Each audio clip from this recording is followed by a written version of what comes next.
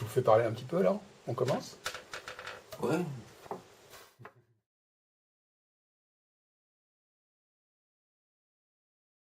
Ils étaient couvreurs de père en fils. Hein. Voilà, donc j'avais un regard sur les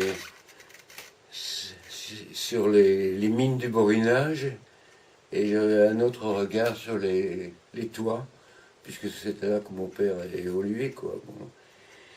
Donc je balançais entre les profondeurs et les hauteurs. Mais enfin, à cette époque-là, j'étais loin de savoir que je deviendrais un jour le possédé des mots que je suis devenu, quoi. Bon, hein, je lisais beaucoup, je lisais. Personne n'était là pour m'y inviter. Hein, ça s'est fait tout seul, ça. Je ne dois rien à personne, là. D'instinct, je suis allé vers la littérature, quoi. Mais enfin, la littérature, au début, c'était de la littérature. Bon, c'est ça, la littérature assez facile, quoi. C'était des bandes dessinées, c'était des livres du genre Alexandre Dumas ou Michel Zévaco, enfin là où ça s'escrimait beaucoup. Hein, ça me plaisait cette rythmique des brotteurs comme ça, que je retrouvais, que je découvrais dans les livres. En fait, c'est ce que je dis souvent, je me demande si je m'intéressais vraiment à l'histoire qu'on m'a racontée, quoi. C'était plutôt, pour moi, je faisais. Ce qui m'importait, c'était de sentir la vie des mots, leur trépidation et tout ça, leur rythme. Et c'est pour ça que j'attachais beaucoup d'importance au styliste. Ah, dans une deuxième étape, après la mort de mon père. Donc là, quand j'ai commencé à lire des livres plus importants, plus profonds, plus C'était des livres qu'il décisifs. y avait chez vous. Enfin, les premiers livres, les bandes dessinées, c'était des livres qu'il y avait à la maison ou qu'il y avait Non, non, non, chez... c'était des livres. Il n'y a rien à la maison, ni disque, ni livre. Seulement, mes parents avaient accepté de me payer un abonnement à Tintin et à certaines, certains livres de ce genre-là, quoi. Bon, j'ai fréquenté Tintin, j'ai fréquenté les pieds nickelés. Hein, ça faisait un bon mélange, quoi. Hein. Tintin pour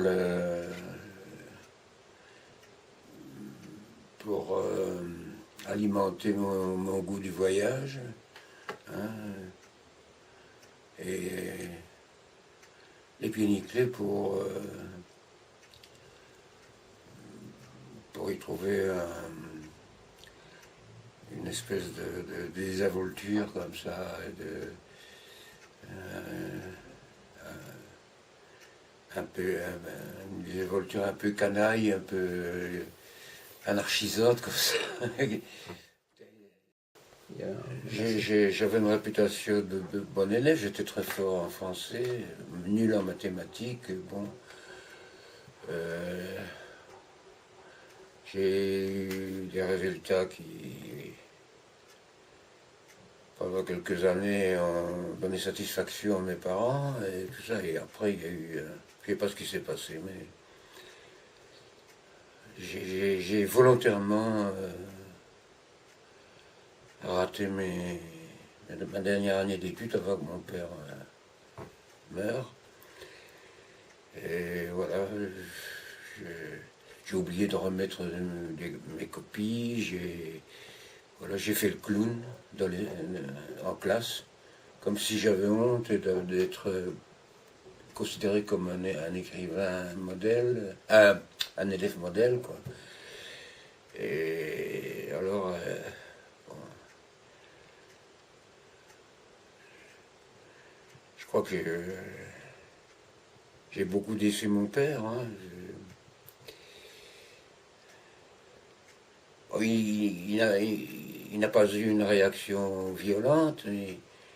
Il m'a dit, voilà, écoute, je n'ai pas les moyens de te faire redoubler, donc tu vas travailler maintenant. Mais j'ai bien compris ce langage, quoi. J'avais fait des conneries, à mon sens, je devais quand même les payer d'une certaine façon, quoi. Donc, il m'a trouvé du travail dans une robinetterie, dans mon village natal, et puis c'est là que j'ai commencé ma vie active, quoi. Et Après, plutôt avec les chiffres alors. Oui, ça a commencé par la comptabilité parce que c'était le rêve de ma mère que je devienne un comptable. Elle était obsédée par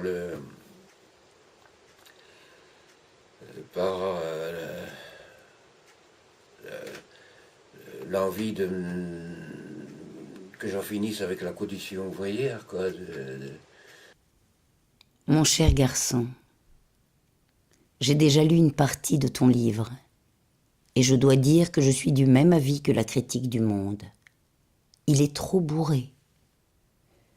D'abord, je trouve que tu parles un peu trop des femmes, des seins des femmes, des fesses avec de la laine dessus. Et puis, quand tu parles de la césarienne de Rennes, avec sa chair puante et de la ouate dessus, il me semble qu'il y a un manque de respect pour la femme. Et le père de Quinte qui sent le pipi, et les crachats, les glandes, les verges, tout ça ne me dit rien. Note bien qu'il y a de beaux passages, mais aussi avec des mots trop compliqués. En résumé, un vocabulaire très riche, mais le style trop difficile. La suite à plus tard. Critique de ta mère, Louise. Post-scriptum. Et le vieux F qui désirait lire ton livre, lui qui n'a jamais connu aucune femme. J'étais un lecteur inlassable, mais seulement quand il s'est agi de... C'est devenu inévitable que j'écris, mais je ne m'attendais pas à ce que ça me demande autant d'efforts. Ce passage de la lecture à l'écriture, c'est comme si la langue me devenait étrangère un peu. Hein, alors qu'elle m'était familière à la lecture, elle me devenait étrangère à l'écriture. Elle semblait me résister,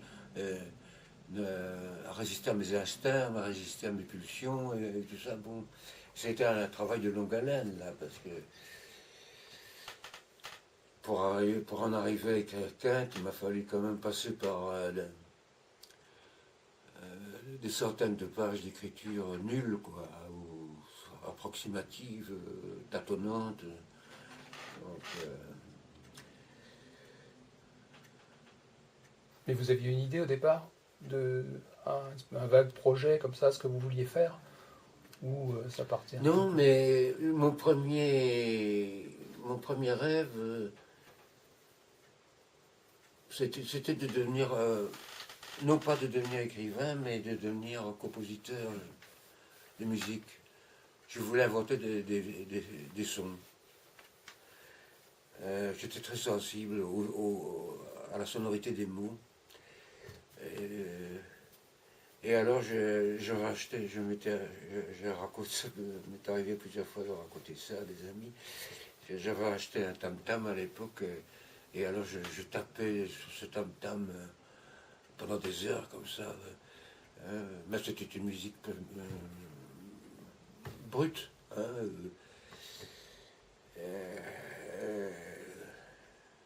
c'était des rythmes primitifs, quoi. Bon. Alors, j'avais quand même suivi des cours de solfège. disais peut-être que là, il y a une ouverture possible, mais j'ai eu affaire à... Peut-être que c'était le professeur qui était très mauvais, je ne sais pas, ou moi qui n'étais pas très réceptif, mais j'ai rien compris à la technique musicale. Donc le solfège, il m'est tombé des mains, quoi. Bon. Alors j'ai compris que je n'étais pas doué pour devenir compositeur de musique. Et cet amour, mais cet amour de la musique, cet amour des rythmes déjà, on peut parler de rythme, il s'est transposé dans l'écriture. Parce que je me souviens maintenant que quand je lisais, j'étais plus attentif à la sonorité des mots qu'à leur sens. Ou alors le sens me venait de mon écoute de la sonorité des mots. Et je pense que quand on me demande de parler du rythme qui est le mien actuellement, je dis je pense qu'il a son origine dans cette période de ma vie où en lisant les livres et puis en voulant en écrire moi-même, j'étais quand même surtout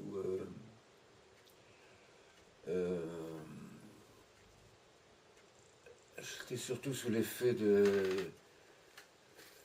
d'une certaine musique ou d'un besoin de musique. Ouais. Et la musique que vous avez entendue d'abord enfant, c'était laquelle? Ce qu'on appelle La musique que j'ai entendue enfant, c'était de... à l'église, je sais pas. Non. C'était des chansons que fredonnait ma mère déjà ou ma soeur. Mais enfin, bon, il y avait ça, c'était insipide. Mais enfin, bon, non. Mais enfin, j'ai découvert, par exemple, je ne sais plus en quelle année, ça c'était. Il y avait une radio chez moi et j'ai entendu pour la première fois Louis Armstrong, par exemple. Et là, ça a fait écho en moi, cette voix-là. Oui. Et j'ai eu aussi, j'étais allé voir et écouter des ballets africains, je crois que je me souviens maintenant du nom, Keita Fodeba. Oui. Et alors là, quand je sortais du spectacle, je tambourinais partout en rentrant chez moi. Je tapais sur tout ce qui se présentait à moi, comme ça. J'étais ensorcelé par ce genre de rythme.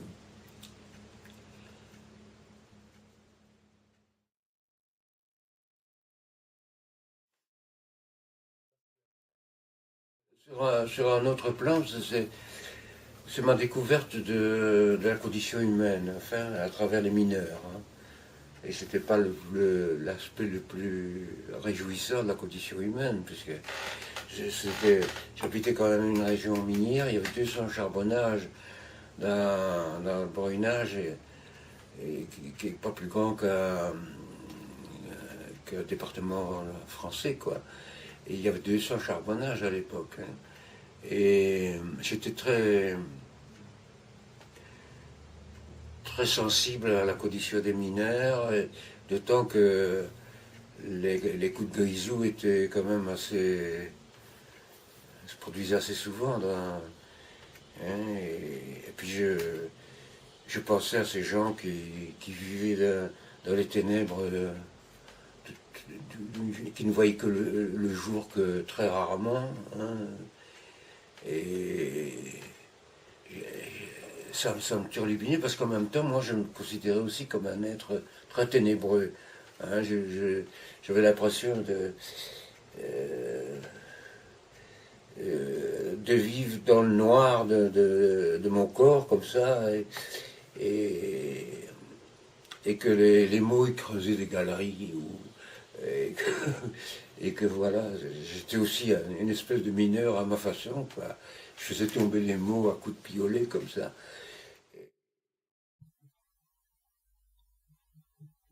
Au sortir du gouffre, l'avaricieuse lumière, hépatique et fuyante, je ne sais quelle affliction d'un ciel qui ne sait plus s'ouvrir, ni rire, ni bleuir. J'échangerai tout ton gris contre une parcelle d'azur, disais-je, les jours où le malheur me regardait creuser dans des livres sans joie, des vides à son image qui la remplirait de pluie. En ce temps-là, je cherchais dans les hautes cardeuses des nuages légers, des laines qui seraient pâles, à défaut d'être pures. Entre les écheveaux, je voyais une parque, Atropos de son nom, se saisir de mon fil et en jouer d'une ondoyante main perverse et sectionnante. J'avais de la culture, moi, une grande culture descendante, des étouffements, des goulets, des entrailles, toutes sortes d'entrailles, des complications souterraines, je savais tout. Le borinage fut ma première université des ténèbres. Les matières enseignées étaient des sifflements de bronches, des bonheurs écourtés, des ahans de forçats que négrifiaient des mœurs anthracites. J'écoutais le grisou m'empêcher de chanter. Même muet, il était si rauque, si bruyant de péril. Bien des ensevelissements semblaient interminables. Des hommes passaient de la nuit à la nuit sans l'insigne transition des adieux aux aurores. Peut-être certains enviaient-ils les taureaux tombant parmi les ors, les fastes, les magiques andalouses, ivres de coloris et du sang de la bête, expressionnistes et graves. Ainsi, je me souviens de tant de corps qui jamais ne bronzèrent, mais qui savaient danser dans des bals qu'on eût dit portuaires, d'Amsterdam ou d'ailleurs, l'accordéon aidant. Ce n'était pas la mer, éternelle et changeante, qui grondait près de là. C'était sous nos pieds, sous la trépidation musette, un abîme pétrifié, ce faux sommeil d'un monstre, lové sur son enfer, entortillé de veines, l'empire parfait du silence qui tue. Et ceux qui valsaient au-dessus des dangers n'étaient point des aigris, ma foi. Ils savaient faire humour et franche salacité d'un fort moment de bière et de flonflons mêlés et de femmes un peu lourdes, en robes plutôt blanches, qui ne penseraient au noir que le lundi à l'aube. Oui, nous aimions déjà les feux légendaires, rêvions à ces châteaux fameux, embarrassés de douves, entêtés d'épées, de vins et de complots, et où des seigneurs rentrés de la guerre brisaient de gentes dames sous des assauts nouveaux.